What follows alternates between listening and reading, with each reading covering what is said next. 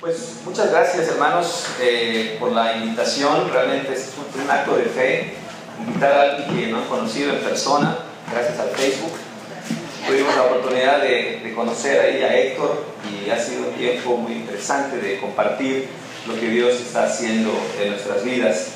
Hace 40 años un tío vino de los Estados Unidos, fue a casa y me llevó una playera que era de los Gophers. Jamás había yo escuchado, ni sabía que era un gopher, no estoy seguro si es lo que significa ahora.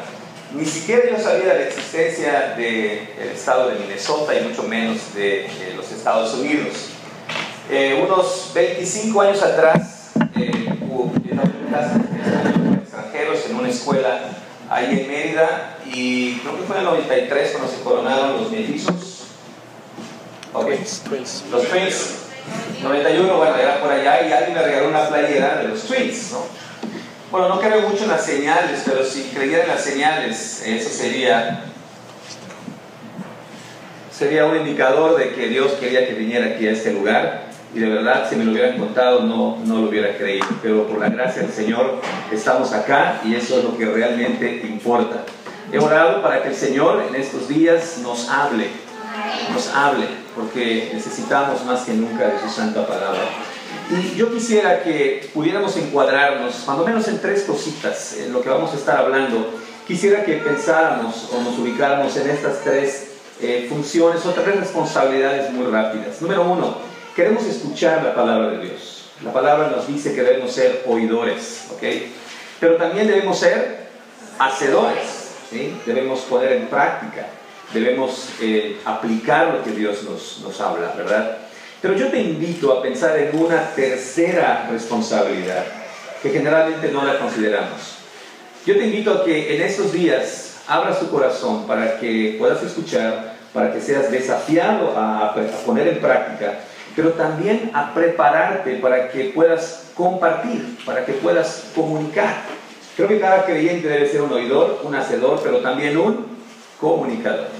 Siempre hay oportunidad de compartir a otros en una conversación, no necesariamente en una predicación, en una conferencia, pero siempre hay personas que nos están preguntando, oye, ¿tú qué piensas acerca de esto?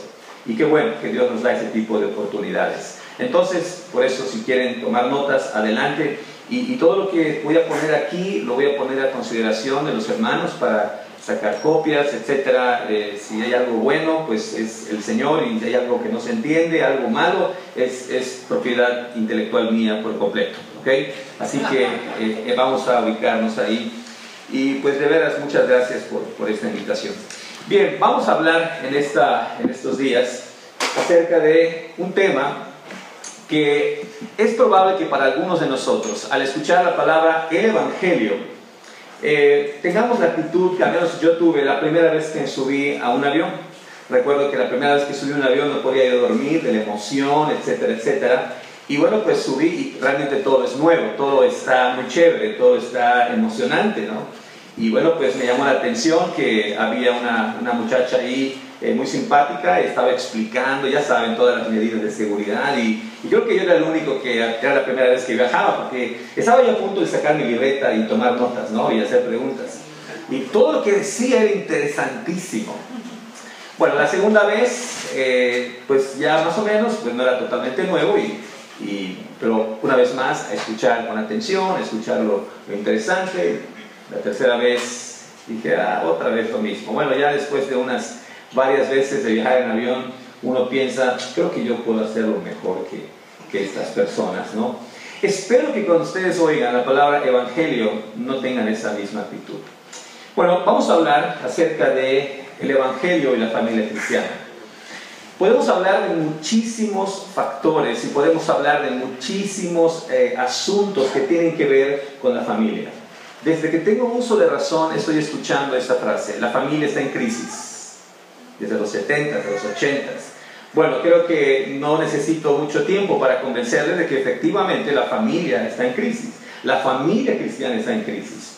Y claro que hay muchísimos asuntos, muchos problemas que valdría la pena considerar. El asunto de la comunicación, el asunto de la barrera cultural, ustedes están en una situación bastante interesante, la cuestión de la economía, el idioma, en fin, las amistades, y podemos hablar de cada uno de estos asuntos. Quisiera compartirles uno más, que quizá pocas veces lo hemos considerado, y es hablar acerca del Evangelio. No es la verdad más importante, es la única verdad que nos debe de importar. El problema es que no hemos logrado hacer la conexión del Evangelio con todas las áreas de la vida. Y bueno, me propongo en estos 3 días aportar mi granito de arena a este entendimiento. Entonces vamos a hablar de la familia, vamos a hablar por supuesto de este asunto tan importante. Y bueno, comenzamos con pues una mala noticia. Creo que una de las tragedias más grandes que la Iglesia de Jesucristo ha cometido, principalmente en estos días, es el abandono del Evangelio. No solamente de nuestro ministerio, sino de la vida. Hemos reducido el Evangelio prácticamente a un asunto desechable. Estamos en una era de todo lo que es, todas las cosas son desechables, y parece ser que el Evangelio pues ha venido también a ocupar esta penosa categoría. Déjenme, les explico a qué me refiero. Si tuviéramos que hacer un test de necesidades, vamos a ver cuáles serían nuestras respuestas. Por ejemplo, ¿qué es lo que un inconverso, alguien que no ha venido a los pies de Cristo Jesús, más necesita? ¿Qué es lo primero? ¿Cuál es su necesidad más grande? Aceptación, perdón de pecados. Perdón de pecados, ¿qué más? Amor, ¿qué más? Un inconverso, ¿qué necesita? Paz. ¿Y cómo viene todo eso? A través de escuchar, ¿qué? Ok, ¿podemos decir el Evangelio? O sea, lo primero que necesita saber, la necesidad más grande de un inconverso es el Evangelio, las verdades elementales, ¿verdad? Que quizá de una manera u otra todos podemos compartir. Bien, ahora, cuando ese inconverso ya no es un inconverso y ya es un creyente oficial, ¿verdad? Dependiendo de la denominación, hay sus formas, sus medios para considerarlo ya un creyente. La pregunta es, ¿qué es lo que necesita un creyente en Cristo Jesús? ¿Qué necesita? Esa es la respuesta correcta. ¿Qué más? Muy bien, estudiar la palabra, sana doctrina, ¿verdad? ¿Qué más? La oración. ¿Cómo? La familia de Dios, la comunión con el cuerpo de Cristo. Muy bien, ¿qué más? Crecimiento espiritual. Ok, y para ese crecimiento espiritual, ¿qué tiene que hacer? ¿Qué se requiere? ¿Cómo? Discipulado. Esa es la respuesta. ¿Qué más? Cuando está en comunión, debe de desarrollar sus dones, ¿no? Debe de poner cada don a los pies de Cristo y usarlo para tus hermanos por aquí. Ponerlos en práctica. Muy bien, ¿qué más? Otra cosa tiene que hacer un creyente. Tiene que huir del mundo, ¿verdad? Tiene que vencer la tentación. Tiene que renunciar a sus estilos antiguos de vida. ¿Ok? Bueno, lo puedo dividir en esos tres factores, ¿no? Las disciplinas espirituales, la lectura de la palabra, la mayordomía, la comunión, etcétera, etcétera. Por supuesto, vivir en santidad, ¿verdad? Es importante que el creyente sepa que es una nueva criatura y que las cosas ahora son diferentes. Muy bien, y por supuesto, debe de darse cuenta que Dios le ha dado dones, talentos, habilidades, ¿verdad? Los cristianos no nos ponemos de acuerdo de cuántos son, unos son 17, unos son 21, bueno, pero todos tenemos un don especial para compartir. Amén. Bueno, permítame entonces resumir estas palabras en lo que llamamos discipulado. Así de fácil, así de sencillo, ¿verdad? Así de concreto. Si agarramos a un creyente, ahí pues promedio, si es que existe, y le preguntamos esto, ¿qué necesita un creyente? Pues necesita ser discipulado, ¿ok? Mi pregunta es, ¿y qué pasó con el Evangelio? ¿Y qué pasó con el Evangelio? Bueno, lo que pasa es que el Evangelio es para cuando era inconverso, ¿no? O sea, ya es inconverso, ya es creyente y ahora, ¿no necesita el Evangelio? Bueno, sí, pero lo que necesita es, y me parece que lo que ahora el Evangelio se convierte es un producto que debe compartir con los demás. O sea, el Evangelio ya, como que ya no le hace efecto a él. O sea, ya le hizo efecto una vez, pero ahora como creyente, como que la dosis pues ya es muy bajita, ¿no? Es el Evangelio y decimos algunos, es la lechita espiritual, ¿no? Es el ABC de la vida cristiana. Y bueno, aquí empezamos a cuestionar si de verdad, Eso es lo que dice la Escritura. Bueno, me parece que necesitamos entender muy bien cómo funciona este asunto de la conversión, la vida cristiana, la salvación. Me parece que esta es la manera como nosotros lo entendemos por lo general. Por supuesto, hay un momento en nuestro caminar aquí en este mundo con Dios cuando podemos decir, bueno, creo que a partir de este instante el Señor me tomó, su Espíritu Santo me convenció de pecado y yo vine a Él, ¿verdad?, en fe y en arrepentimiento, como dice la palabra del Señor, ¿no? Entonces, lo que pensamos es, antes de la conversión, necesitamos el Evangelio, necesitamos entender cuando menos estas tres verdades, que no las voy a explicar porque creo que las conocemos. El creyente, el inconverso, perdón, necesita entender lo que es el pecado, la seriedad, la gravedad, la profundidad de lo que es el pecado, para que entonces pueda entender lo que Cristo ha hecho en su favor. Y llamamos al inconverso al arrepentimiento y la fe, que son los requisitos para ser salvo, ¿verdad? Pero después de la conversión, entonces hablamos del discipulado y las disciplinas espirituales, vivir en santidad, vivir en servicio, etcétera, etcétera. Esta es la forma en la que la mayoría de los cristianos evangélicos entendemos lo que es la vida cristiana. Conversión primero y luego viene la vida realmente creyente, ¿no? Y permítanme, hermanos, proponerles que en la práctica esto es lo único que nos importa. Una vez ya como creyentes nos enfocamos en estas cosas que, insisto, no son malas. Yo no vengo a decir que no hay que promover el discipulado. Yo no estoy diciendo que no tenemos que pensar en términos de discipulado. Por supuesto que es correcto y necesario, muy necesario, que los nuevos creyentes aprendan cuáles son los fundamentos de lo que es una nueva vida en Cristo Jesús. Por supuesto que un nuevo creyente debe de saber la importancia de la oración, la manera de orar, todas las cosas que acabamos de mencionar, ¿ok? Yo no estoy negando nada de eso. Es más, creo que debemos hacer más énfasis, más de lo que hemos hecho, ¿verdad? Pero aquí está el punto de toda esta serie de charlas. El nuevo creyente necesita entender su nueva vida en Cristo, pero jamás a expensas de su entendimiento del Evangelio. Jamás excluyendo el bendito y glorioso Evangelio que nos ha salvado, ¿verdad? Entonces, si esta no es la manera correcta de entender la vida cristiana, ¿cómo debería ser? Bueno, hermanos, aquí está lo que las hermanas habían comentado. Nuestra necesidad sigue siendo el Evangelio. Ese es mi punto y quisiera tomarme unas horas para poderles comprobar y demostrarles esto. Ahora, de ninguna manera yo estoy diciendo que estas verdades que están en los extremos no tienen nada que ver o una de ellas tiene que ser eliminada. Mi punto es que como creyentes, y aquí los líderes, los pastores, los maestros, los padres de familia, tenemos esta tarea de conectar estos dos aspectos. O sea, lo que tenemos nosotros que hacer como creyentes, las disciplinas espirituales, conectarlos con estas primeras verdades que llegaron a nuestra vida. Oren porque sus pastores, sus maestros, sus líderes como padres, conectemos las verdades básicas del Evangelio con todas las demás áreas de la vida que necesitamos nosotros vivir, ¿verdad? Necesitamos nosotros entender. Bien, una de las cosas de las primeras cosas que vienen a nuestra mente cuando somos creyentes es la necesidad de cambiar.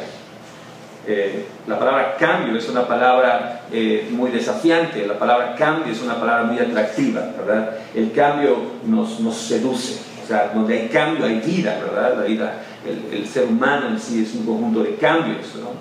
Y como creyentes sabemos que debemos cambiar, ¿verdad?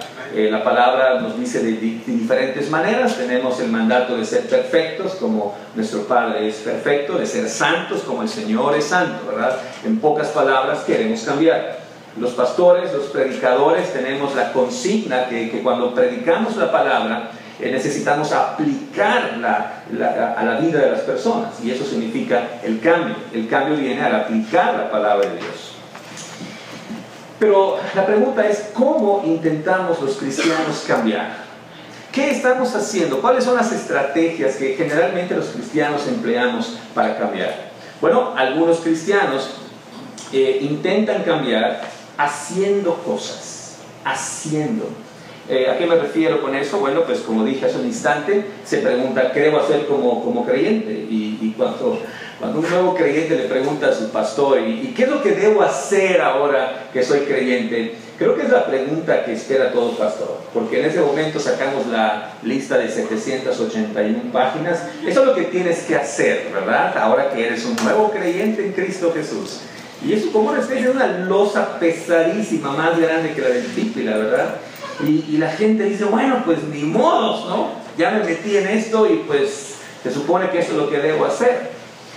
Muchos cristianos se esfuerzan también en volverse activos, ¿no? Quieren comerse el mundo entero y se acercan a los líderes. ¿Qué puedo hacer? ¿Cómo puedo ayudar? Yo puedo hacer esto. Y si tiene muchas habilidades, pues muchísimo mejor.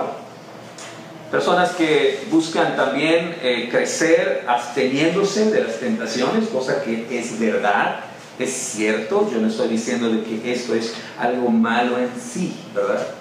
Otras personas tienen otra estrategia. Para cambiar no se enfocan tanto en hacer, sino en conocer.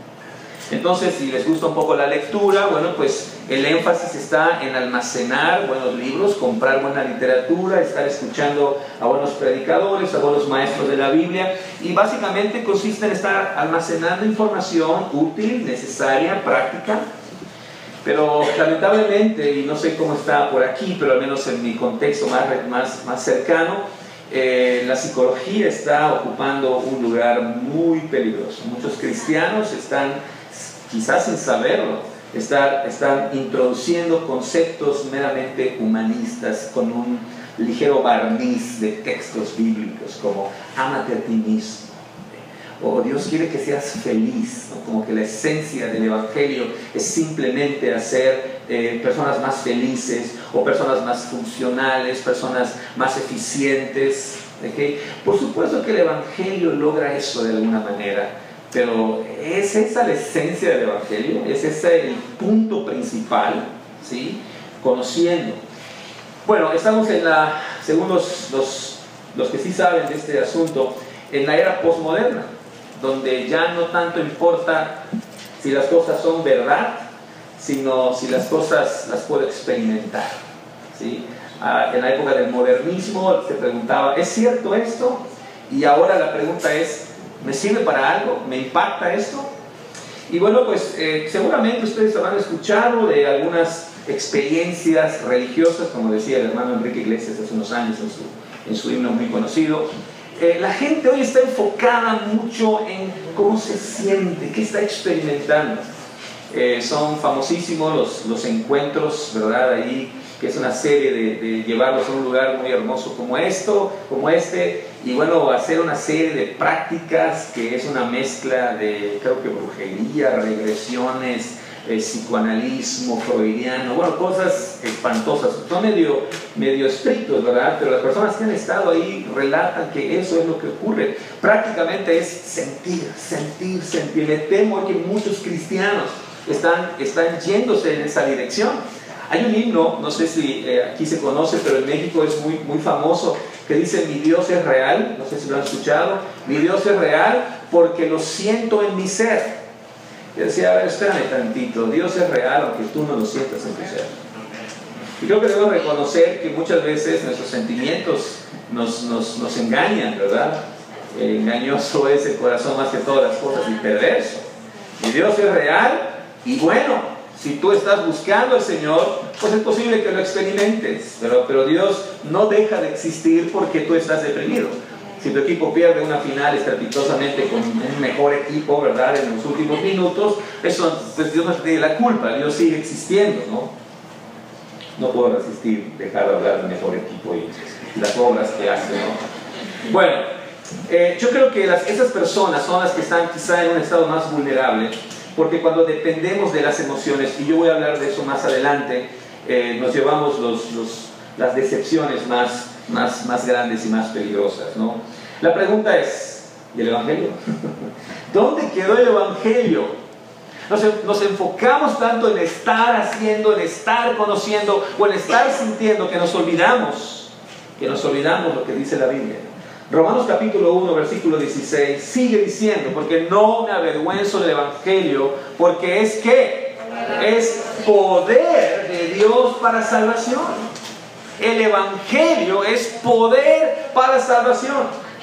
Pero alguien dirá: pastor, dice que es poder de Dios el Evangelio. ¿Para qué? Para salvación. Entonces ya somos salvos. Bueno, así como hay un entendimiento incorrecto de lo que es la vida cristiana, creo que también hemos cometido un error muy serio al no entender bien qué es lo que la Biblia quiere decir cuando se refiere a la salvación. Miren, otra vez, generalmente pensamos que la salvación es antes de convertirnos y después entonces viene la vida cristiana. Cuando hablamos de salvación, generalmente hablamos en tiempo pasado, ¿verdad? Cuando Dios me salvó, allá en el, pues ya depende de cada uno, ¿no? En el 71, el 82 o hace 15 días. Y después viene lo que nos referimos a la vida cristiana. Sin embargo, hermanos, permítame compartir rápidamente que según la palabra de Dios, la salvación no solamente es ese momento cuando vinimos por primera vez a entender las verdades básicas del Evangelio. La palabra salvación en la Biblia es una palabra que abarca desde el momento en que nosotros somos tocados por el Espíritu del Señor para responder en fe hasta que Cristo venga. Por eso hay pasajes en la Biblia que hablan en tiempo pasado, pero también hablan en un tiempo futuro, ¿verdad?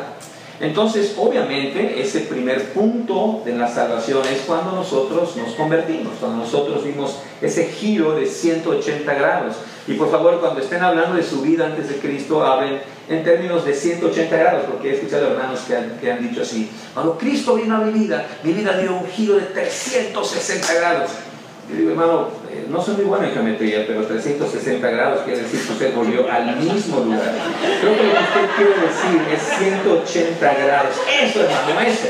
Voy en una dirección diferente. Amén. Ya ven, hay que estudiar geometría plana cuando menos, para darnos el testimonio. Bueno, entonces ahí está el momento de la conversión, cuando venimos a Cristo Jesús. Pero luego está ocurriendo un proceso en la vida del creyente muy similar a lo que le pasa a una oruga, ¿verdad? Una oruga es un animal muy feo. Bueno, Katy la oruga creo que es la única oruga bonita en una caricatura para niños. Pero en realidad, ¿cómo se llama aquí en inglés? Caterpillar. The caterpillar. Eso que dijo el hermano en alemán es lo que quiero decir. La oruga. Y la oruga es un animal horrible, ¿no? Es un gusano con pelos.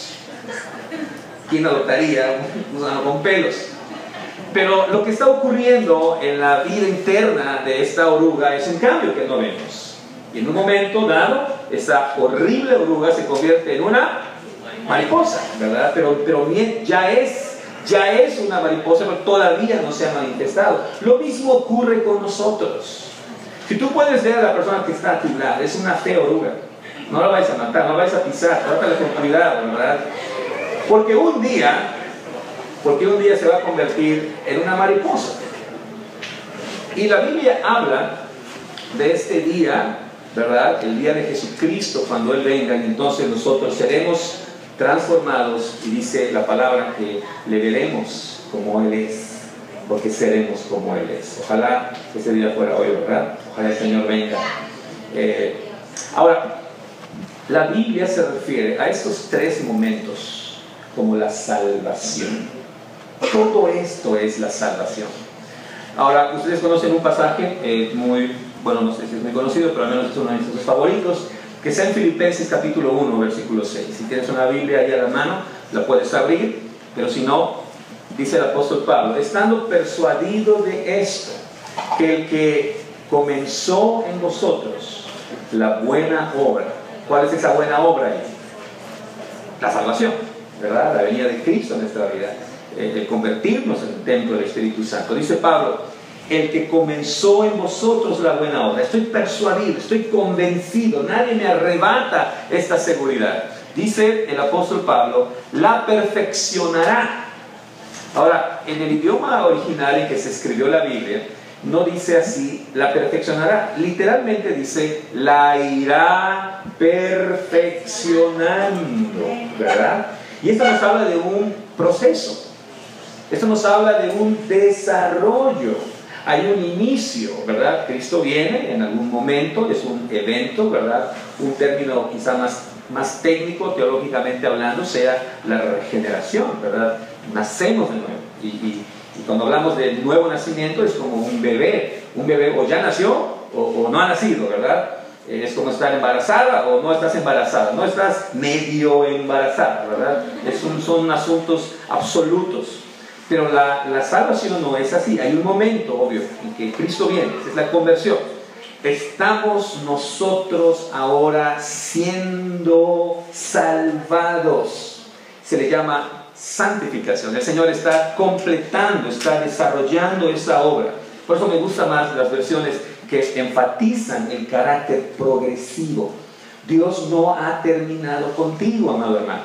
Ya eres un hijo de Dios. Pero como dice el apóstol Juan en el capítulo 3, versículo 2, hermanos, ahora somos hijos de Dios, pero aún no se ha manifestado lo que nos desea. Pero sabemos que cuando Él se manifieste seremos semejantes a Él y le veremos cara a cara. Ahora, dice el apóstol Juan, todo aquel que tiene esta esperanza, la esperanza de ser transformado y ser conformado a la imagen de Jesús, dice, se purifica a sí mismo, así como Él es puro. Muchas de nuestras dudas nosotros en la vida cristiana ocurre cuando no miramos que estamos en un proceso. Los grandes teólogos hablan de una tensión en la Biblia que es el ya, pero el todavía no. Ya somos creyentes, ya nuestros nombres están inscritos en el libro de la vida, ya tenemos al Espíritu Santo, pero todavía no hemos vencido por completo al pecado. ¿Me explico? Eso explica por qué, no sé, en un campamento como este sales y quieres ganarte al mundo para Cristo, ¿verdad? Pero el lunes llegas al trabajo y te enfrentas al mismo jefe desconsiderado y le respondes de una manera que no debería ser y viene la cruda moral, ¿verdad? Y dices, ¿para qué fui al campamento? ¿Para qué gasté mi dinero? Para volver a lo mismo, ¿no? Pero hay un momento de convicción y dices, bueno, pero debo continuar, o sea, soy un hijo de Dios y debo hacer lo correcto y va. ¿Me explico? Ya, pero todavía no. Ya, pero todavía no. Entonces, sin embargo, dice el apóstol Pablo, la irá perfeccionando. ¿Hasta cuándo? ¿Cuándo se acaba esta obra de perfeccionamiento? Hasta el día de Jesucristo. Y el día de Jesucristo todavía está por venir. Entonces, hermanos, este texto me parece que nos ayuda a entender qué es la palabra salvación. El que comenzó en vosotros la buena obra, aquel día, la está perfeccionando. ¿Cuándo? Hoy. Como lo hizo ayer. Y como seguramente lo va a hacer mañana. ¿Y cuándo se va a acabar este proceso de transformación? Hasta que Cristo venga. A esto la Biblia le llama salvación.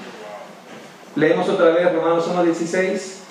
Porque no me avergüenzo del Evangelio, porque es poder de Dios para salvación.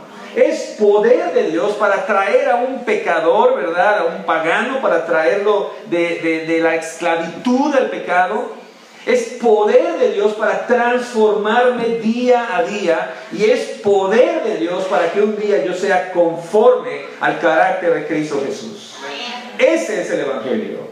Ese es el Evangelio que tienes en tu Biblia. No un Evangelio reducido. No un evangelio que solamente sirve para algún momento en tu vida y ya después tienes que buscar otra fuente de poder para ser transformado. Las iglesias hoy en día están por la calle de la amargura, no porque no tienen buenas ideas, por una simple razón, porque han abandonado el evangelio que trae poder. En mi Biblia no dice en ninguna parte, mi Biblia no dice en ninguna parte que la adoración es el poder de Dios. Por supuesto que debemos adorar a Dios. Pero mi Biblia dice que la fe viene por el oír y el oír por la palabra de Dios.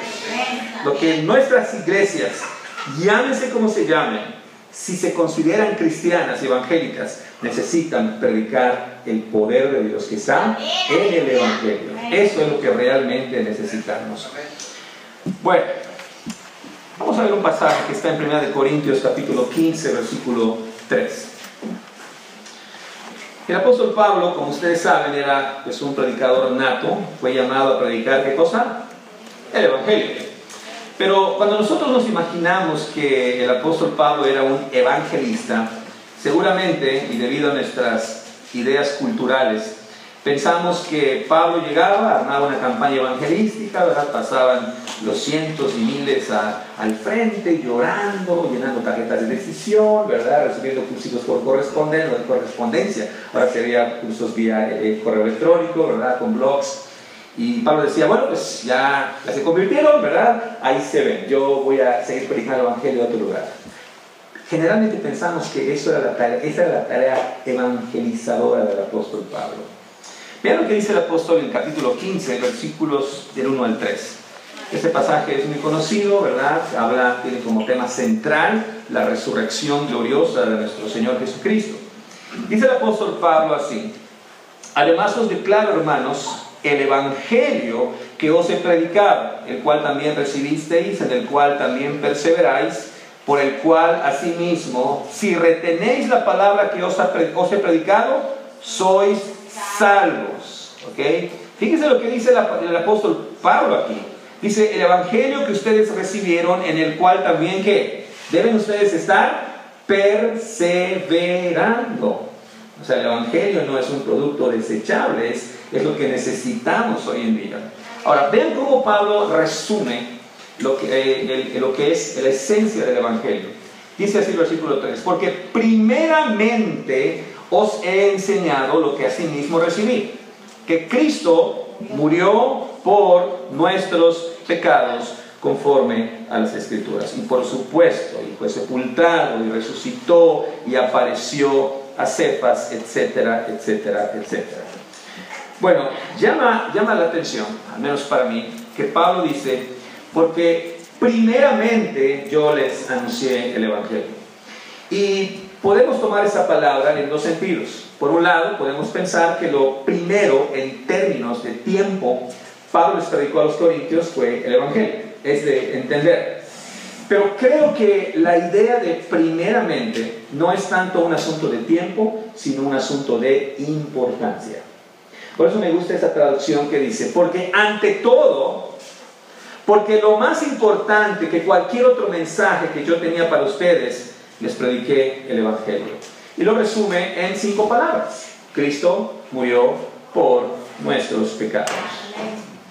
Este es el Evangelio en síntesis. Esta idea sencilla, simple en términos de comprensión, hermanos, es la única verdad que necesitamos nosotros repetirnos, vivir y compartir día a día. Amén. La pregunta es, ¿cómo? ¿Cómo? Eso quiere decir que debo convertirme todos los días, debo ser salvo, debo de pasar al frente cada vez que haya una campaña evangelística. Yo ya soy creyente. Vamos a ver entonces, a partir de este momento hasta el final de estos 3 tiempos que tenemos de conferencia, cómo el Evangelio me transforma a mí como creyente. Quizá para algunos esto sea un poco difícil, ¿cómo? Pero el Evangelio ya me transformó, ya soy cristiano, ¿ok? Necesito... No hay tiempo. ¿Cómo el Evangelio necesita cambiarte a ti ya como creyente? En primer lugar, lo primero que hace el Evangelio, mis amados hermanos, es señalar con crudeza, con una realidad impactante, quiénes somos nosotros frente a Dios. Y lo primero que necesitamos nosotros recordarnos todos los días a través del Evangelio es que somos pecadores. Seguimos siendo pecadores.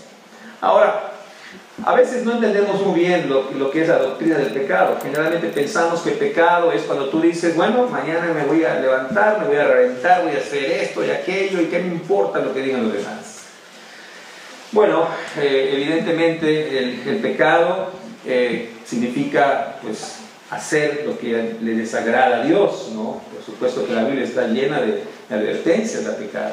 Pero miren, hermanos, el pecado esencialmente, en esencia, no es tanto lo que hacemos, sino lo que somos.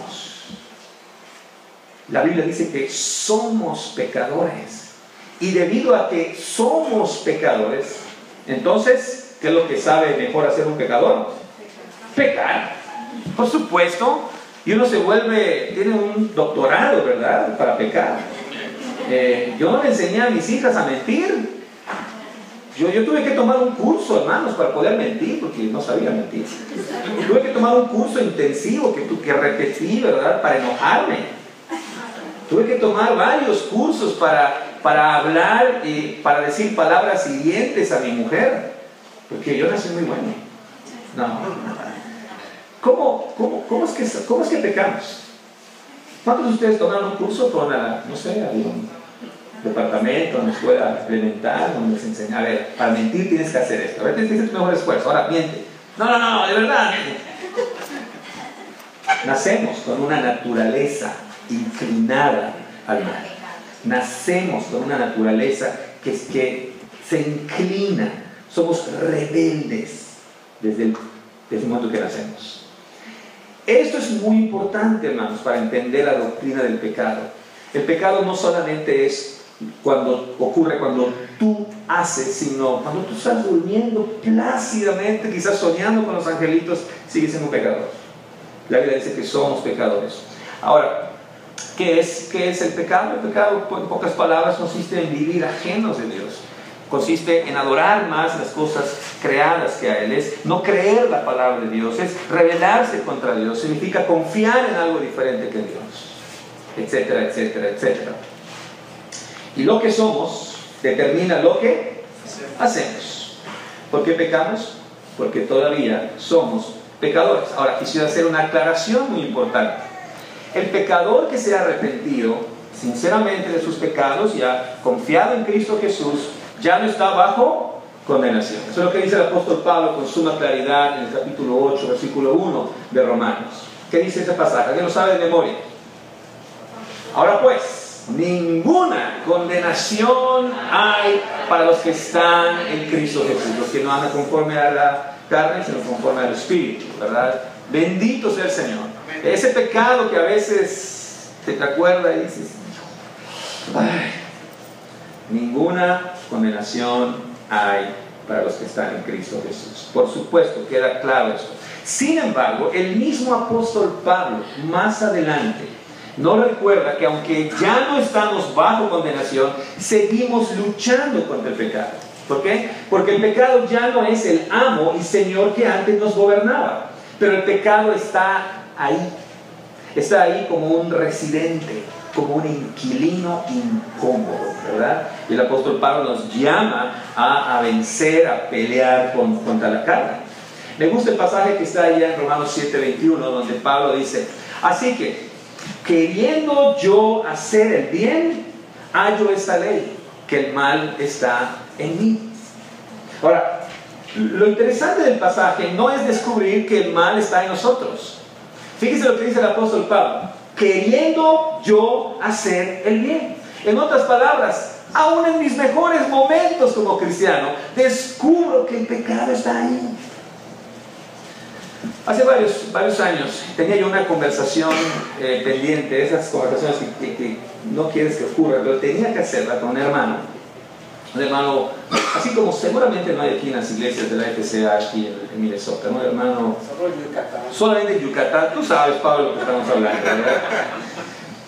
Tenía yo que decirle algo, pero este hermano es una persona muy sensible, yo diría hipersensible, y bueno, de veras, casi tuve que sentarme a escribir el guión de mi conversación.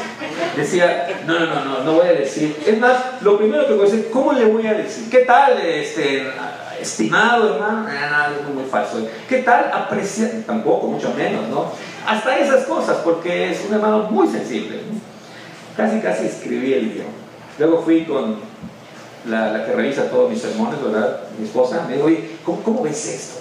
Mira, de verdad yo quiero hablar y terminar en paz con este brother, pero pues no sé. Y me dijo, bueno, pues ahí la vas llevando, ¿no? Entonces estuve repitiendo esa conversación y Señor, pues tú sabes que quiero honrarte, tú sabes que quiero bendecir a mi hermano y pues dame esa palabra, ¿no? Quiero hacer las cosas bien. Y recuerdo que me puse a pensar, si el hermano lo toma mal y me dice esto, pues le voy a responder así, ¿no? Porque dice la palabra, la blanda respuesta quita la ira, ¿no? Mi mamá decía, cuando uno no quiere, dos no pelean, ¿no? Me gusta más la versión de la Biblia, por supuesto. Entonces, llegué y me preparé, oré, por supuesto, le pedí a Gladys que orara por mí, y bueno, llegó aquel día, ¿no? Yo llegué en el nombre del Señor, en el poder del Espíritu Santo, no había ensayado esa conversación. Y llegamos, ¿qué tal? Hermano, fulano, ¿qué tal? ¿Qué pasó? ¿Cómo está? Bien, pues mire, yo venía a hablar por acá y me salió con una de las opciones que yo pensaba, ya sé por dónde, no, pues sí, lo que sigue. Miren, todo iba bien hasta que dijo algo que hizo que yo explotara. Y se pudrió aquella santa conversación. En tus mejores momentos, aun cuando deliberadamente quieres obedecer a Dios, ahí está el pecado. No te olvides de mí. Aquí estoy. Esa es la lucha que tenemos, que muchas veces olvidamos. Y de veras, hermanos, en serio, no he dejado de hablar de la familia, estamos hablando de la familia, pero necesitamos entender realmente cuál es el problema de fondo. El problema no es básicamente aquellas cosas que están afuera, el problema está aquí adentro. Entonces estoy apuntando, estoy resaltando esta idea de que lo primero que hace el pecado es señalarnos o recordarnos nuestra identidad de pecadores. Quisiera mostrarles algo en la vida del apóstol Pablo, rápidamente. Miren, muy al inicio de su conversión y su llamamiento al ministerio, el apóstol Pablo dice allá, cuando está relatando cómo fue la resurrección de Jesús, él dice, y finalmente se me apareció a mí, el más pequeño ¿de quién? De los apóstoles, ¿ok? Bueno, Pablo era así modesto, ¿no? El más pequeño, pero ¿de quién? De los apóstoles, ¿ok? Bueno, unos años después le escribe a los hermanos de la Iglesia Evangélica Libre de Éfeso, ¿verdad? Por supuesto, tenía que ser una iglesia de este tipo. Y Pablo se refiere a sí mismo, fíjense cómo, yo que soy menos que el más pequeño de todos los santos. Ok.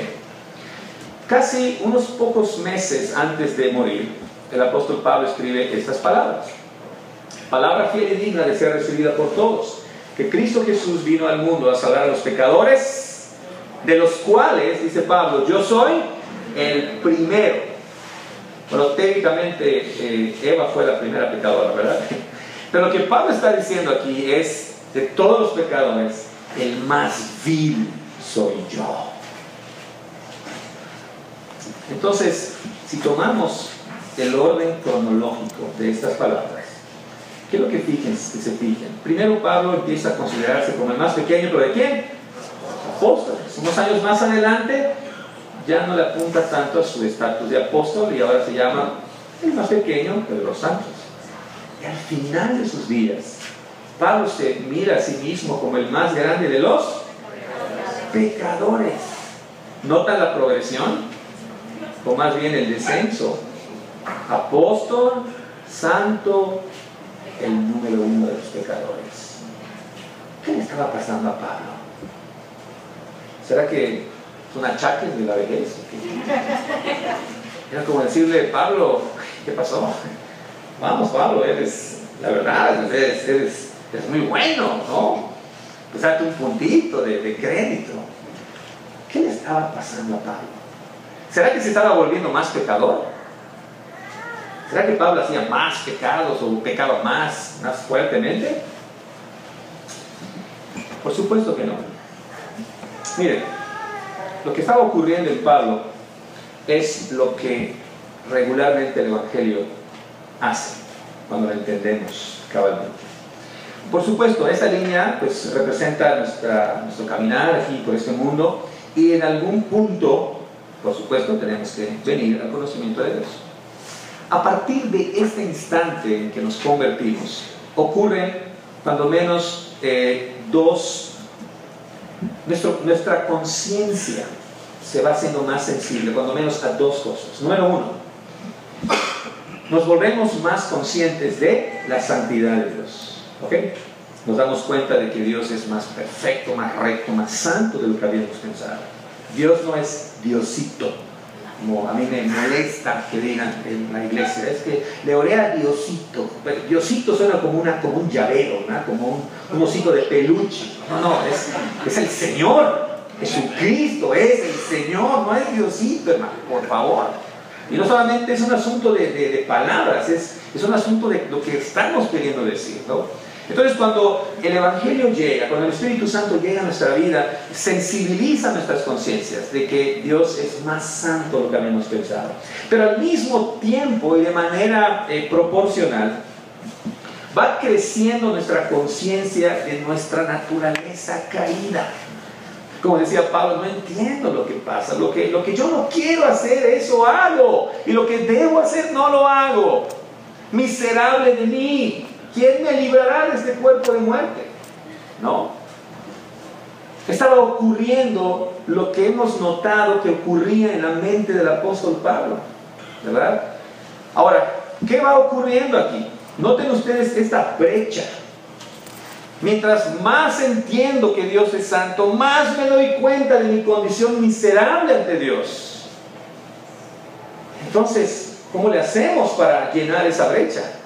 Como diría nuestro querido y extinto Chapulín Colorado, bueno, como lo invocaban, y ahora, ¿quién podrá defendernos? ¿Cómo le hago? Me doy cuenta que la santidad de Dios está más allá de lo que me habían dicho y descubro que soy más pecador. ¿Cómo le hago? Entonces, aquí está la solución: el Evangelio. El Evangelio es lo que necesitamos para cerrar esa brecha. Ahora, noten ustedes, seguramente ya se dieron cuenta, que la cruz se va haciendo más y más y más grande. Más bien, nuestro entendimiento, nuestro aprecio, nuestro amor por la obra de Cristo en la cruz del Calvario se hace más y más y más intensa. Nos emocionamos como un síntoma de esas grandes verdades del Evangelio, no solamente cuando estamos en Semana Santa. Aquí se le ocurre cantar junto a la cruz lo murió el Salvador, a su nombre y gloria, en diciembre, en octubre, en enero. ¿Cuándo cantamos esos himnos? En la cruz, ah, sí, estamos en Semana Santa, ¿verdad? Porque esas canciones que hablan del Evangelio solamente es para esa experiencia, esa realidad. Hermanos, esto es lo que se supone que debe estar ocurriendo cuando nosotros entendemos bien el Evangelio. Al igual que Pablo, necesitamos crecer en nuestra conciencia de pecado. Aquí está el texto que yo mencionaba hace un instante: no hago el bien que quiero, sino el mal que no hago, que no quiero, eso hago. El texto que les mencioné en el siglo XXI: queriendo yo hacer el bien, en mis mejores momentos hallo esta ley, que el mal está en mí. Les dije hace un momento que lo primero que hace el Evangelio en el creyente es recordarnos que nuestra identidad, aun cuando ya somos nuevas criaturas, sigue siendo de ser ¿qué? Pecadores. No dejamos de ser pecadores. En la congregación que tenemos en casa, y en la casa de ustedes, es una congregación pequeña, pero lo primero que yo les digo a la gente que llega es: bienvenidos a Comunidad de Gracia. Comunidad de Gracia no es un grupo de gente buena, lo vas a descubrir en los primeros 10 minutos. Pero sí es una comunidad de pecadores perdonados. Y lo meto en proceso de ser transformados. ¿Sí? Eso es lo que tú estás buscando, bienvenido, hay lugar más para ti. Ahora, hermanos, aquí quiero ser muy enfático. Miren, muchos cristianos ya no ven hoy el pecado como la raíz de sus faltas. Tengo un curso interesantísimo que se llama Dinámica del Cambio Bíblico, que trata de responder esa simple pregunta: ¿por qué hago lo que hago? ¿Por qué hago lo que hago? Y si tú le preguntas a la gente ¿por qué hace lo que hace?, vas a escuchar un sinfín de respuestas interesantes, pero equivocadas, cuando no se entiende lo que es el Evangelio. Miren, para mucha gente el pecado ya no es la raíz de sus faltas, es el temperamento. Es que yo soy un colérico, De acuerdo con la clasificación del doctor Kim LaHaye en su libro Temperamentos controlados por el espíritu, 1975, yo soy colérico y por eso te grito, y por eso yo me enojo. O yo soy flemático, son 4, ¿verdad? No sé si llegó este asunto por acá, si no, pues no se han perdido de nada bueno. No, el ambiente, el problema es el lugar donde estamos, ¿verdad? El calor, el frío, la gente, el temperamento. Hoy se habla mucho acerca de las heridas del pasado. No, es que tú no sabes cómo he sufrido, ¿no? Y a los pastores, a los pastores piensan que vinimos del cielo o algo así. Piensan que no sufrimos, que no pecamos, que no luchamos con malos pensamientos. ¿Verdad? Les confieso, les puedo confesarles algo y prometo no publicarlo en su Facebook, en su Twitter. Llevo muchos años enseñando la Biblia, pero siempre en los primeros 10, 12 minutos, para mí, en lo personal, son de una gran tentación. Dirán, ¿por qué, no? Porque no sé, si ustedes han estado al frente de un grupo de personas para hablar, la tentación más fuerte es, ¿estoy agradando a la gente? ¿Les caigo bien? ¿Mi manera de hablar los está distrayendo? Dirán, ¿ese es un buen predicador o es un buen predicador? En lugar de estar pensando, ¿están mis hermanos siendo tocados por el poder del Espíritu Santo? ¿Estoy siendo claro? Es una lucha, ¿no? De verdad. No me dio tanto miedo venir desde Yucatán y que me detengan en inmigración en Atlanta. Por cierto, les doy un recado, siempre tengan sus vidas a la mano. Me detuvieron porque pues venía a ver a alguien que no conocía y con poquito dinero y no me creyeron, ¿no? Y me metieron en esos lugares ahí de tortura, que es como una especie de purgatorio, ¿no? Y me dice, ¿usted qué viene a hacer aquí y por acá? Pues soy un pastor, comparto la palabra. ¿Ah, sí? ¿De dónde está su Biblia? Aquí está. La tocó, la vio y le dijo, está muy bonita. Bienvenido a los Estados Unidos. La palabra abre puertas, ¿no? Pero, ¿de qué estamos hablando? Ah, sí, de las heridas del pasado. Pastor, es que usted no sabe lo que es ser tentado. No, hermano, déjame, te cuento algunas historias. No sabes. Hablamos en psicología, ¿verdad? De necesidades insatisfechas. Lo que pasa es que no tienes una autoestima, no te quieres, no te amas, necesitas amarte a ti mismo. Yo digo, sí, de verdad. Mi maestra de escuela dominical, desde los 6 años, me enseñó a hacer una pregunta muy simple: capítulo y versículo. Capítulo y versículo. Cuando escuches algo así que suene así medio raro, pregúntale a tu hermano capítulo y versículo. ¿Dónde está en la Biblia, no? Capítulo, hay que ser la Biblia, no va a ser algún libro por allá, la nueva traducción, no sé, cosas como esas, ¿no? Que sea la Biblia. ¿Dónde dice la Biblia eso? ¿Dónde dice? Estaba leyendo los asuntos básicos de fe de la denominación y me pareció entender que es una actitud de la denominación. ¿Dónde dice la Biblia eso, no? Muéstramelo. Me parece que hoy en día la iglesia tiene que arrepentirse de mucha basura psicológica por haber desaparecido el Evangelio. Hablamos del niño interior. ¿Han escuchado eso? Ok, qué bueno. Entonces seguimos. Hasta hace unos 20 años comienza todo este asunto de la posesión demoníaca. ¿Se acuerdan cuando Marcos Witt cantaba Espíritu de temor? Por cierto, está internado Marcos Witt. Oren por él para que el Señor haga su voluntad. Si es llevárselo, pues ni modo, ¿verdad? Bueno, la idea de que si por ejemplo yo lucho contra el miedo, contra el enojo, es un demonio que se apoderó de mí. O sea, ya no soy yo, ¿ok? Ya no soy responsable, es el demonio. Hermanos, eso es tan... Por favor, inventemos algo nuevo. Eso es más viejo que Génesis capítulo 3. La primera que me dice, con la serpiente, ¿no? Y ya no había más a quien culpar, pues dijo la serpiente, pues ya lo sabes, ¿no? ¿Para qué me preguntas? Entonces, el problema ya no es el pecado, el problema es el temperamento, es el ambiente, son las heridas del pasado, son necesidades insatisfechas, es el niño interior, Satanás y sus demonios, y ahí les va, son las hormonas. Hermano, discúlpeme porque le dije eso, lo que pasa es que pues, estaba yo en mis días. Capítulo y versículo. Vivo con 4 mujeres, mi esposa y mis 3 hijas, ya adolescentes. Mi hija más chica, Valeria, vio, me dijo, papá, tengo ganas de llorar. A ver, ¿qué te pasó, hija? A ver, cuéntame, aquí está tu papá, la confianza, ya sabes todo el rollo. No, papá, no es nada, por favor, hija, en serio, puedes confiar en mí, soy pastor, soy consejero, tengo muchos años haciendo esto. Por favor, puedes. No, papá, solo tengo ganas de llorar. Volteé a ver a Gladys y me dijo, bueno, sí está bien, llora. 15 minutos llorando, como si hubiera perdido su salvación, hermanos.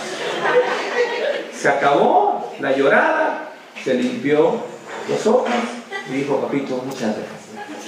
Y se fue a jugar con sus hermanas, ya que se puso a llorar. Y yo no entendía qué estaba ocurriendo.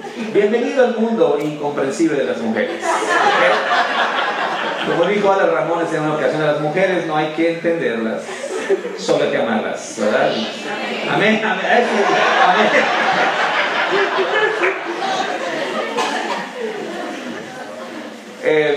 Nos reímos, y bueno, porque... Pero estas son las razones que están en nuestra mente. Nuestro problema ya no es el pecado, el problema son todas estas cosas que cuando intentamos solucionar, seguimos haciendo lo mismo. Porque no está ahí el problema. ¿Qué peligros hay? Ya estamos llegando al final, hermanos. Ánimo. Miren, si nuestro mayor problema ya no es el pecado, vean las cosas que ocurren, vean el desastre, y aquí van a entender por qué la iglesia de Cristo hoy está pasando por problemas muy serios. Como el problema número 1 ya no es el pecado, entonces ya no hay necesidad de ¿qué? Pues arrepentimiento. Necesitamos mejores ambientes, ¿no? Necesitamos liberarnos de demonios, de Satanás. Necesitamos amarnos más a nosotros mismos. Necesitamos crear mejores ambientes. Necesitamos estrategias de autoayuda. Si ya no hay necesidad de arrepentimiento, entonces tampoco necesitamos de un ¿qué? De un Salvador. Necesitamos más terapeutas, ¿no? O vemos al Señor ya no como el Redentor que viene a rescatarnos de nuestra maldad, sino el buen amigo que necesitamos. Casi como Andy, ¿verdad? Amigo fiel. O Bob Esponja, ¿no? Dependiendo de cuáles te gustan. Sí, Jesús es el amigo fiel, por supuesto, por supuesto. Pero no lo reduzcamos ahí. Jesús viene a liberarnos, sí, pero lo más importante de lo que Cristo viene a liberarnos es de nuestra maldad. ¿Ok? No tanto ay, me siento triste, me siento solo, no hay nadie a mi lado, ¿no? Esas cosas pueden ser secundarias. Incluso nuestra salud. Cristo es mucho más que nuestro médico de cuerpo.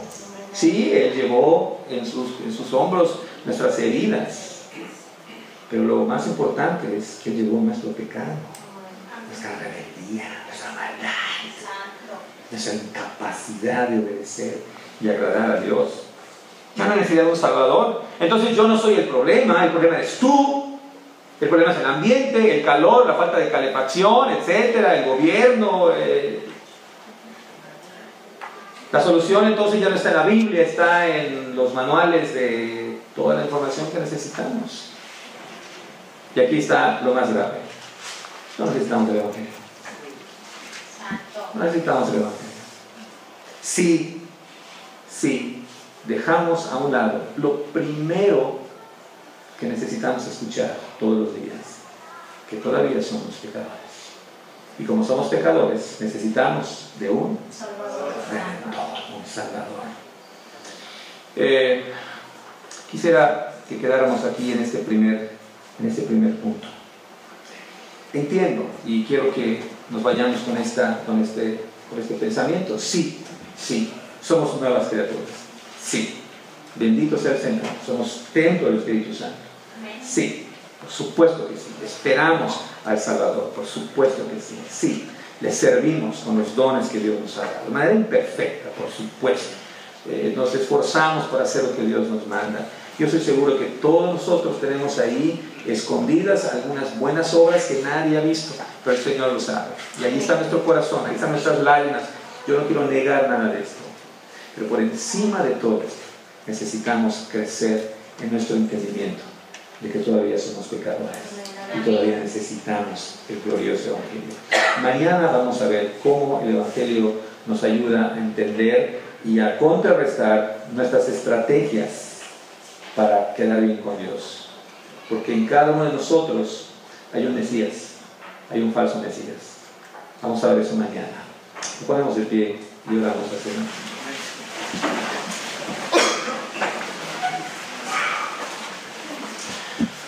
Amado Padre Celestial, la gloria es tuya y lo reconocemos. Gracias por tu santísima palabra que habla a nuestros corazones. Gracias, Señor, por el Evangelio que un día llegó a nuestras vidas.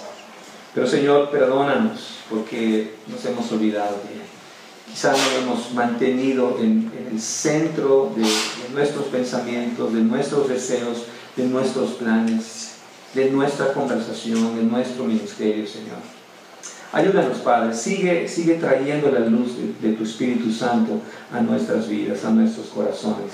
Que podamos, reconocer, Señor, que nos has arrancado del reino de las tinieblas al reino de la luz admirable de tu Hijo.